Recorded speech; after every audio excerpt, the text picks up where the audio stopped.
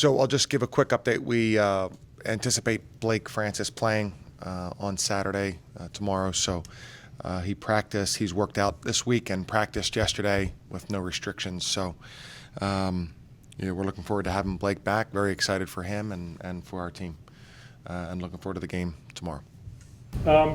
Coach, how does he look this week? Does he look different? Does he look the same? And how are you going to use him tomorrow? Well, he looks good, to be honest with you, John. Obviously, just in terms of it takes more than a couple of workouts or a practice to have your timing and your overall feel your legs. But given that he's been out for a while, I think he looks very good. He's extremely competitive, anxious to get out there, and I think we'll use him. I don't think we'll have anything special, with what we do or anything like that. Certainly. The guy, I feel like our depth has been challenged and kind of proven, so I think we'll continue to have those guys play a good deal of minutes, and we'll just kind of see where it goes from there. Would he be on a minutes count, anything along those lines? I don't think so. I mean, that's not the plan right now. Coach, it's kind of like a baseball team acquiring a big free agent in August for the stretch run, Right. What does he give you in terms of a boost for these last 9 games and your final push as you look to resume boost and get set for the A-10 tournament? Yeah, I would say, he's a great player. I mean, he's an all-conference caliber player. And not only is he a tremendous shooter and scorer, but he's a really, really good defender. And tough-minded. I think he's really helped us probably in that area more than anything. And to have him back, I think is a great change of pace for us, because I thought we did well without him. But I think having him back and now to have both Jacob Gilliard and Blake Francis, those are 2 really difficult guys to defend, especially if you can't just focus on one of them. So hopefully he'll provide some exactly what he's provided since he's been here and since he's played this year, which is just a really terrific all-around player. Were you pleasantly surprised with the speed of his recovery and improvement? I mean, because it was definitely the shorter part of the window initially given. Yeah, for sure. I think when it happened, when you're here day to day, it's not as much, and I didn't even know the weeks necessarily. I just knew I think he's missed 6 games. But yeah, I think he's worked hard at it, and Adam obviously has done a great job with it, and he looked good, in observing him work out or being out there with him working out and practicing. He looks good and seems confident and ready to play. With this group, and you may say it anyway just out of habit, but with this group, is there less of a need to say, hey, all of these games are important. Right. The records you should ignore because, everybody will be going through the same thing and taking the same steps to get where everybody wants to be. Yeah, I think reminders are good, even though I think our guys have a pretty good understanding of how all of that works. I think reminders are good. And, you have to, if you haven't developed a healthy respect for college basketball and knowing what happens during the course of every single night on the college basketball schedule, then you're not paying attention. And so if you're young, that's one thing you can probably, there aren't that many upsets in high school basketball with guys who are at this level. There just aren't as many. But if you don't recognize how good everybody is and how competitive it is, then you're just not paying attention to all the games that happen every night and all the upsets that occur. Chris, this is not new turf for you, being in contention for a top 4 finish in the A-10, being in contention for an NCAA tournament bid. It is kind of new for this group. Yeah. How have they reacted to that? Do you sense any sort of different vibe? I wouldn't say specifically the vibe would be different because of that.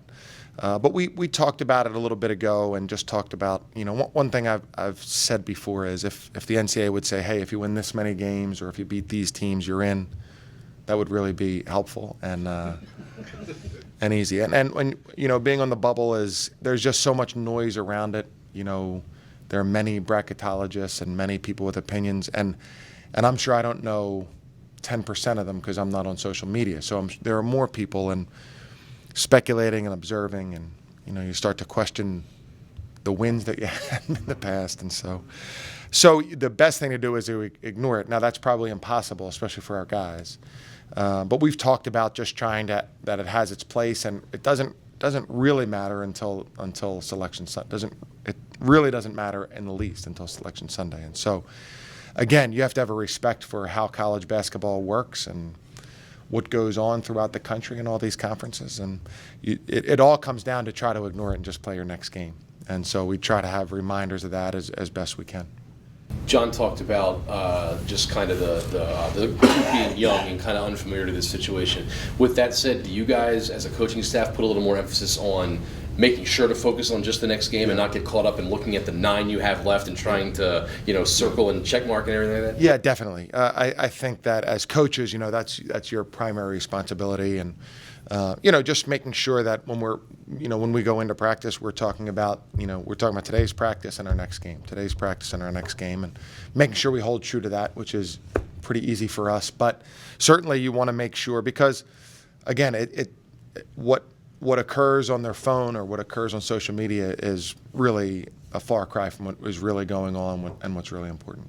Week off, physically, mentally, all those things. How does that help? Huge.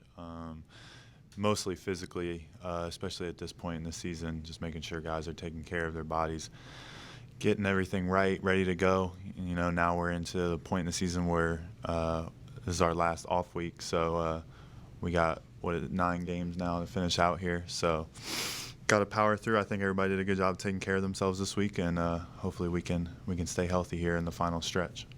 You guys hit the turn of conference play at 6-3. Do you get caught up looking at who's left and what's left? I mean, I know the tagline is the next game is the most important one, and I understand that. But at the same time, 18 to 22-year-olds, do you guys get caught up looking who's coming up? I'm sure some do, but we try and preach, like you said, just next game. The next 8 don't matter if we don't win the one on Saturday. That's the only one that matters right now. So. When one thinks of Fordham, one thinks of 37 defenses. What makes that approach that they have defensively difficult to deal with? They do some interesting stuff on defense, and it's given us some trouble in terms of trying to run our stuff and our system and what we like to do on offense the last couple years. So I think the biggest thing for us is trying to just knock down a couple shots to start the game out. I think if we're able to get a couple good looks on our first couple possessions, knock a couple of them down, that would be huge for us, and sort of put them on their heels, hopefully. So hopefully we'll be able to do that on Saturday afternoon. You guys were, is it 4-2 without Blake? Yes. 4-2, good. Mm-hmm. But what do you get now that he's returning and coming back? A lot. I mean, obviously he's our leading scorer. Just having a threat like that on the floor. I think the 2 games that we lost without him, Dayton and VCU, we really could have used. I think there were huge runs in that game by both of those teams where we really could have used a bucket that I think he's probably the only person on our team capable of making, whether it's a contested 3 or getting to the basket as good as he is at that. So, just so much that he brings to us, defensive intensity, everything. So we're excited to have him back. Along those lines, in terms of a boost for you guys down the stretch, I mean, it's kind of like acquiring a key free agent at late in the season at a key time. What does this do for a boost for the final 9 games as you guys make this final push? Yeah, for sure. It's huge. I think what's great about it, too, is I think Andre and Woj have really played well in his absence. So just to add our leading scorer back into the mix with those 2 guys playing well, I think will be really good for us. So I think, hopefully everything goes well. And like I said, everybody stays healthy, and I think it'll be good for us. You guys have you've entered weeks off where the game may not have gone your way leading into it. To have a game where you seem to put everything together, bounce back, and win by a large margin, how did that help and change the mindset going into a week off? It was good. Like I said, I talked about this a little bit before. I felt like it would have been easy for us to not play that well after losing 2 in a row, but I think we did a really good job of preparing and came in with the right attitude and prepared really well in terms of the scout and the personnel of their guys, and to win like that, giving us a lot of confidence going into the off week was huge for us. Hey, Grant, you're scoring average is about as high as it's been all year, and then your minutes played are probably as low as they've been since you've been here. Coach has made a point that he's managing your minutes. Is that coincidence? Are you feeling something as you go into the last month of the season that your production is up and the minutes are managed? Yeah. I mean, I think obviously playing less minutes has definitely been easier on my body. And that was something we talked about before the year, just hoping that the less minutes I played, the more I would be able, or the better I would be able to perform at the end of games and stuff like that. And I think it's worked out well so far, and hopefully it keeps going in that direction.